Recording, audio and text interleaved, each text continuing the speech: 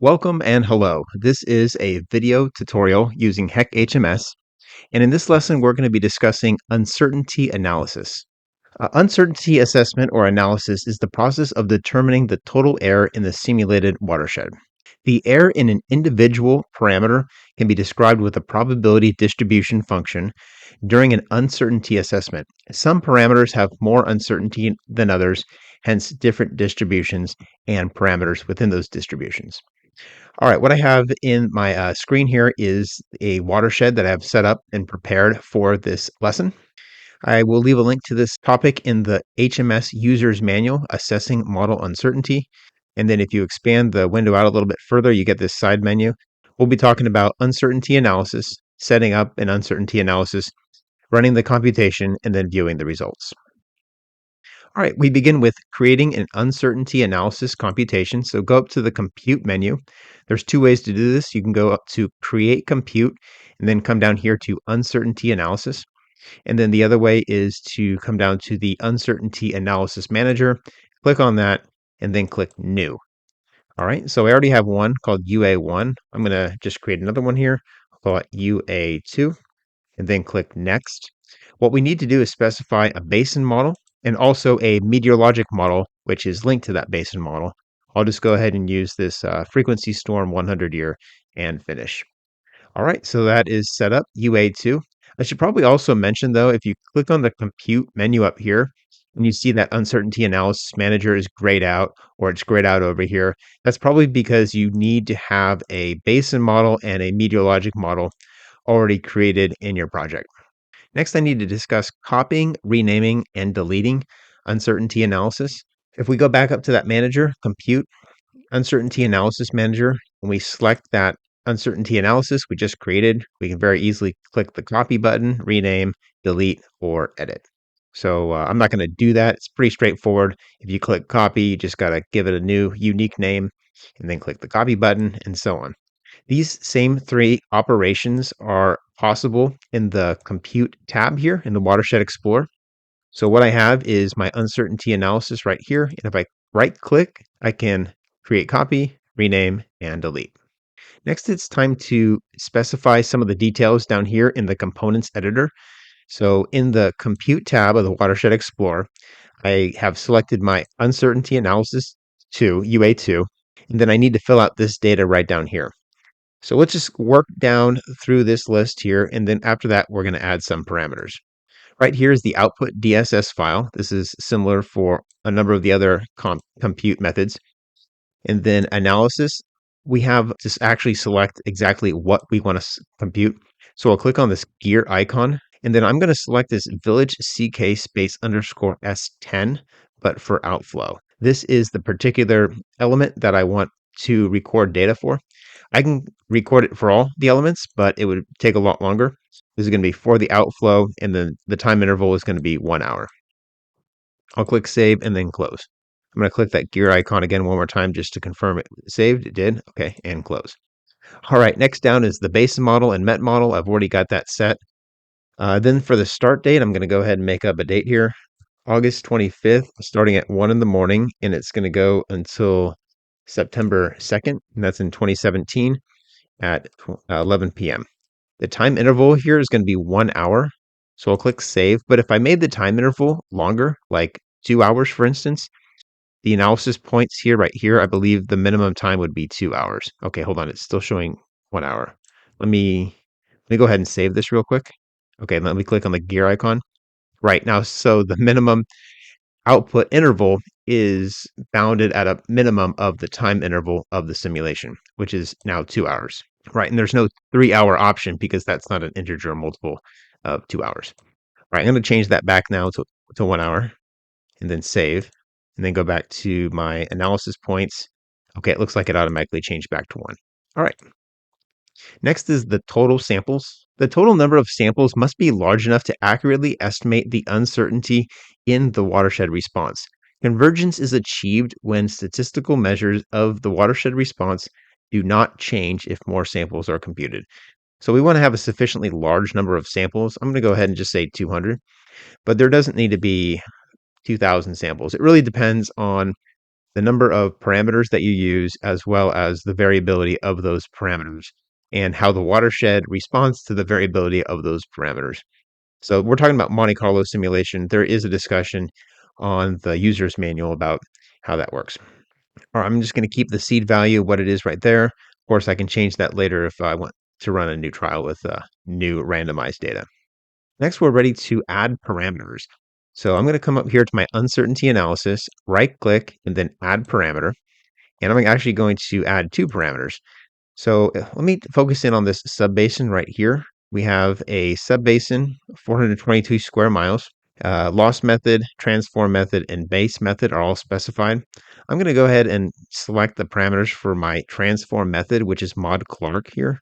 And then I'm going to use the time of concentration and the storage coefficient. So let's go back to that compute tab. Parameter 1 here, I'll say is my storage coefficient. So I first need to select the element here, and I'll select this subbasin right here. So this is the subbasin that I specified I want results for, so it makes sense that I would make that selection. And then for the parameter, I said mod Clark storage coefficient. Now for distribution types, there's a number of different distribution types, and then depending on the type you select, you'd have to also specify some of the other data. The simple distribution here is just that. It's a simple distribution. I can select which distribution I want to use. And then when I make a selection, such as triangular, now I need to specify the different parameters that define that distribution: minimum, maximum, lower, mode, and upper. I'm going to go ahead and type in some numbers here, keeping in mind this is for the storage coefficient. So I'll say a minimum of 6, I'll say a maximum of 20, and then 6, 12, and 20. All right, and then click Save. The simple distribution allows you to choose a probability distribution function and then samples the parameters independent of all of the other parameters. Let's move on to parameter 2 here. And then again, I'm going to use that same subbasin for my element. And then the parameter this time is going to be time of concentration. Notice that storage coefficient for mod Clark is no longer on this list because that's already been assigned to parameter 1. All right, let's talk a little bit more about the different distributions. We also have a monthly distribution. That's this one right here. This is basically the same thing as the simple distribution, except then I get to define the individual parameters on a monthly basis. So for instance, if I selected the gumball, now I have different parameters for each month, log normal, mu and sigma for each month. The regression with additive error is another method I could use. That's this top one right here. This allows you to choose a previously selected parameter and then define a linear relationship between the two. So I'm not going to do that here, but you select the element and then the parameter in these two dropdowns. And then the last method is going to be the specified values, which has an option for same index and independently random index. This allows you to select a paired data curve. Okay, so let me reference the web page here, and I believe it's on the first page. So if you click on uncertainty analysis, then I scroll down here, there's a large table here about which parameters can be selected. And there's different tables. This first table is just for the meteorologic model. So if you're using a precipitation method, HMR 52 precipitation, you can use any of these parameters, X coordinate, Y coordinate, storm area, and so on. If your precipitation method is hypothetical storm, then the storm depth is your parameter option. But again, this is just one table. There's also a number of tables for the subbasin, such as this one here. This relates to the canopy method. And then here's the surface method. Here is the loss. Okay, Next is transform method. And then we have base flow, routing. Here's for the reservoir. Okay, I think that's the end of it. Then we talk about the specifying parameter information. That's what we're doing now. But I wanted to scroll down and show the tables. All right, so here are the distributions. So if you need to brush up on your statistics, that wouldn't be a bad idea. We have the beta, the exponential, the gamma. I'm not going to read them all, but there's a little bit of a cheat sheet here with the formula to kind of help you remember how these particular PDFs are defined. Okay, I'm going to go back to HMS and then complete the parameter data for my parameter 2 here. This is going to be time of concentration. I'm going to go ahead and change this to just simple distribution again. And then for the method, I'll select the gamma function. Okay, and then I'll specify my minimum of, we'll say 7. Remember, this is time of concentration in hours. I'll say 0 shift. The shape will be 25 and the scale will be 0.6. All right, go ahead and click save to that. We have our uncertainty analysis all set up, and now we're ready to run. There's a few different ways to select and run the simulation or the analysis. The first one is to just come up here to the compute toolbar and select uncertainty analysis 2. It was already selected, but if it isn't, you can make that selection there. If you don't see this compute toolbar, you can go up to the view menu, toolbars, and then compute right here. So I just turned it off. We'll turn it back on here. And then the other way to select a uncertainty analysis is right up here in the Watershed Explorer. Click on the Compute tab and then select that analysis. So here's UA1, UA2. Here's a different simulation run. Now there's a few different ways to run the analysis as well. The easiest way is just to click on this Compute All Elements button. So let me go ahead and click that and see if it runs. Okay, so it's starting to run now, and there's 200 different samples it's going to run. So it's only 10% done here at realization 20, but it's working its way up. Okay, we're finishing up here. All right, we got 200 samples. All right, let me show you the other ways we can run this. Another way would be to just go right click and then compute up here in the Watershed Explorer. I'm not going to do that because I don't want to have to wait for it again. And then there's two other ways. With our uncertainty analysis selected, we can come up to the compute menu and then click on compute uncertainty. And then the other way is to click on multiple compute and then select the compute type, uncertainty analysis, check all the uncertainty analysis you want to run, and then click compute. All right, so that's how that would work. Now let's go ahead and take a look at some results.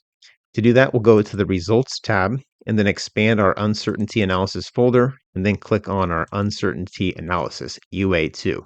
We have two parameters, our storage coefficient, our time of concentration, and then we had one element, that subbasin S10.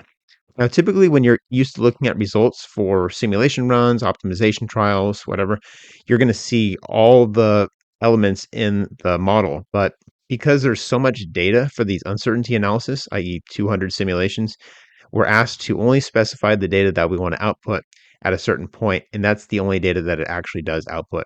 So that's to save space and make all the computations a little more efficient, and also probably save some time. All right, so let's go ahead and click on parameter 1. This is the storage coefficient, and we have our 200 different samples. And then here are the random values that were selected by the uncertainty analysis compute routine based on our distribution. So this is not particularly satisfying, but we can just kind of view the range of values that that triangular distribution created for us.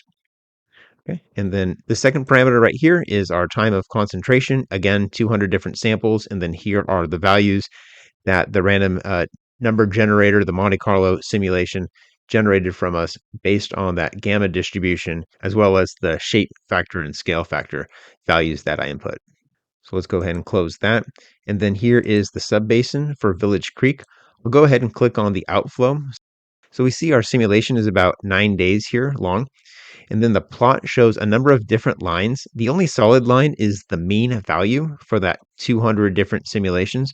And then we see a couple other softer lines here representing the minimum value, maximum value, and then the mean plus and minus the standard deviation. We see that the mean is a little bit hot, peaks just above 40,000 CFS, and then the maximum value actually peaks above 60,000 CFX, it looks like, which of course is beyond a standard deviation, but it looks like it's still possible based on our parameter data. Let's go ahead and check out what that might look like. So I'm looking for a value or a parameter that has a peak over 60,000.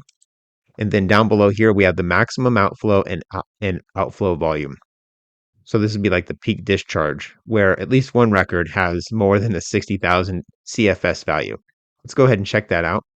Now we have the samples again, so this is a table view, and we see that our values typically range around that 41,000 mean, but there should be a value in here somewhere that's 61,000. There it is. For some reason, I saw it right away, number 27. And I have reason to believe that we're going to have outlier values in those parameter inputs. The storage coefficient and the time of concentration for sample number 27 is going to be on the low end of the distribution. Let's go ahead and check that out.